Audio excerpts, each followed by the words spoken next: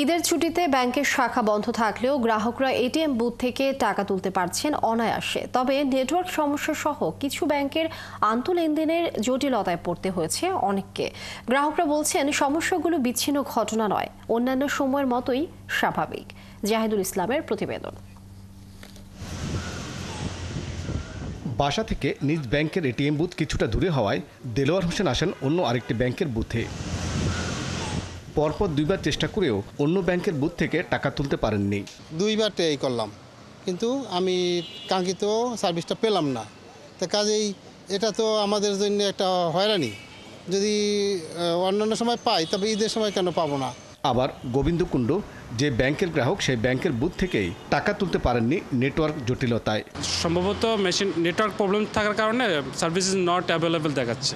তবে পাশে অন্য আরেকটি ব্যাংকের বুথ থেকে ঝামেলা ছাড়াই টাকা তুলেছেন। ওই বুথ থেকে আমি টাকাটা নিতে পারিনি, তারপর আমি এই বুথে আসে যখন ট্রানজ্যাকশন করলাম তখন আমি টাকাটা পেয়েছি। তবে এরকম কিছু বিচ্ছিন্ন সমস্যা ছাড়া বেশিরভাগ গ্রাহকই নিজ ব্যাংকের বুথ থেকে টাকা তুলতে পেরেছেন অনায়াসে। ঈদের পরে আজকে ফার্স্ট টাকা তুললাম, কোনো সমস্যা হয়নি। আর ঈদের আগের দিন টাকা তুলেছি, ইট ওয়াজ ফাইন। ঈদের এই পর্যন্ত আমি ৩-৪বার টাকা তুলেছি, কোনো রকম প্রবলেম পাইনি। নিরাপত্তা কর্মীরা বলছেন ঈদের বন্ধে স্বাভাবিক সময়ের চেয়ে বুথে গ্রাহক এসেছেন কম। লেনদেন একটু কম হয়। আগে যদি 50 জন আসতো, এখন 2, 4, 5, 10 জন 20 জন এরকম আসে।